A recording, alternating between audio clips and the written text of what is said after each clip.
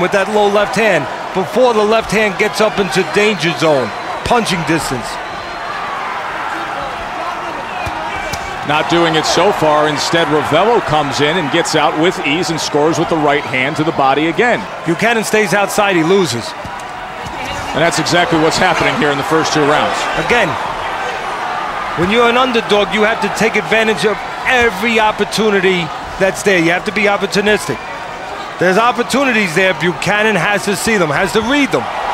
The left hand right there, low for Ravelo. It's not up in that punching chamber. A moment for Buchanan to close the gap and try to get in close before that left hand is dangerous. Jerson Ravelo doing his thing at the end of 2.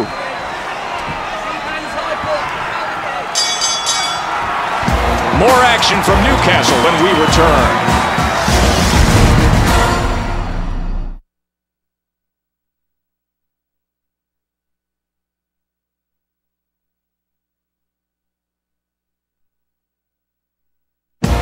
The Contender Challenge, UK versus USA.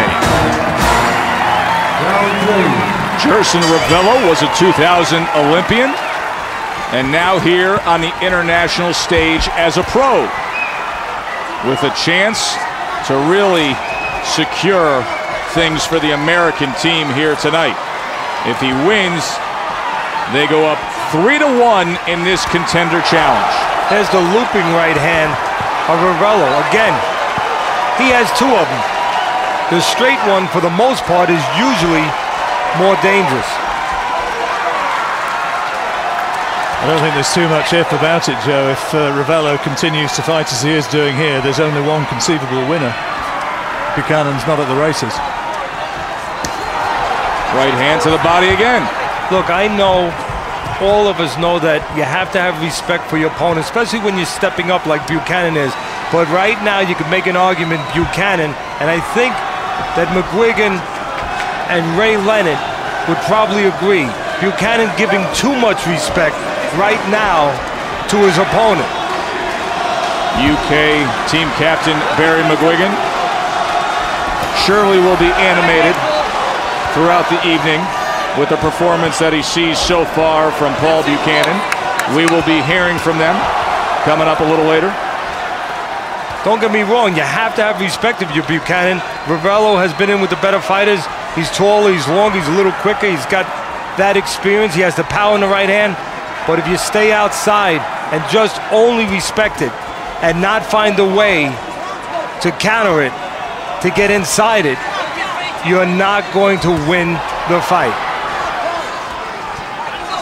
You might go rounds, they will not be winning rounds. And there are opportunities here, guys, for Buchanan. He just caught him with a swinging left hook. Look at the way he steps back from close with his hands down, right there. There again. You can step with him with left hooks. If you step with him with left hooks, you're going to catch Ravelo up. Right hand. Is that a knockdown? No knockdown ruled. Was close to being won. Ravelo knows he had his man hurt, so he jumps on him, and in between punches, Buchanan threw back, but this is a knockdown. Quicker hands of Ravelo and the power of Ravelo showing itself. I don't think Paul Buchanan wants too much more of this. He looked to his corner very disconsolately. I think he'll do very well to see this to the end of the round. I agree with you, John. Body language not looking good. You always have questions when a fighter undefeated steps way up in class. He's been undefeated but untested. Right now you might get some of those questions, or having some of those questions answered right now. 4 straight left hands from Ravelo. And again, an undefeated fighter.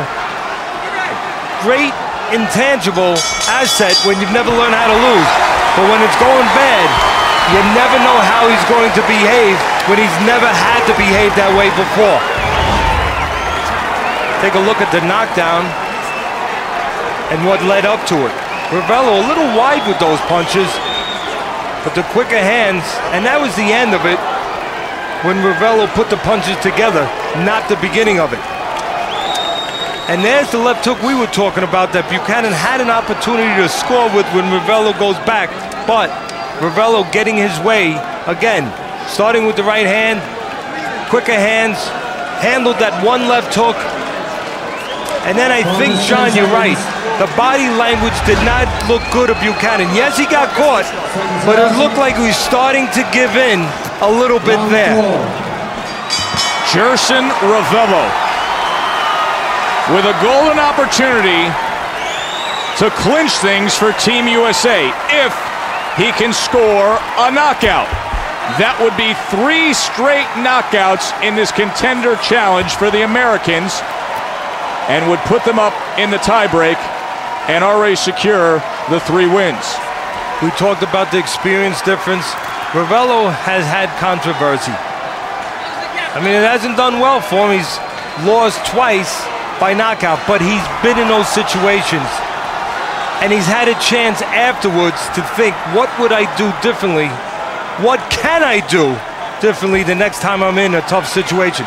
Buchanan has never had that chance. He's been in pretty soft, wouldn't you say, John, throughout his career. This is the first time he's really being asked, forget about throwing punches like a fighter, but really being asked to behave like a fighter. It's a massive step up in class, huge step up. And there was a suggestion a few weeks ago that he might actually pull out of this one, and I think he had to be leaned on. Yeah, that was the word, John. Yeah, the word in the boxing biz was he didn't want the fight. He didn't. I don't think he fancied it too much, and there's nothing really that we've seen so far which suggests that anything's changed a great deal.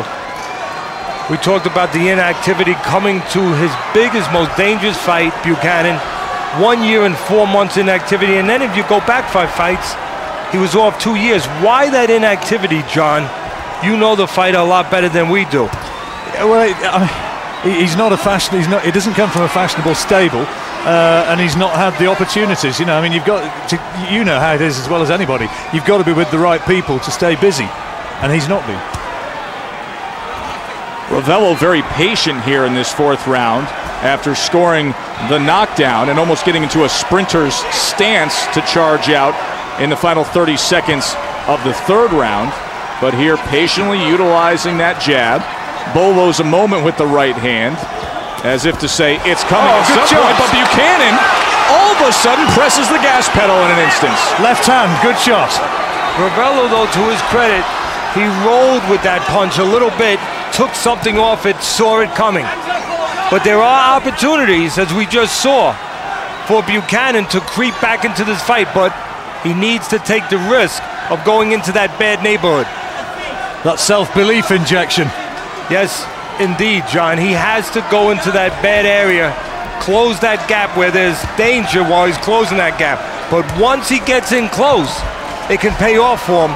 Ravelo does give you chances. Drops his hands, pulls back, and his chin is up in the air. Jerson Ravelo almost a one-arm fighter here in this 4th round and winning it with his left.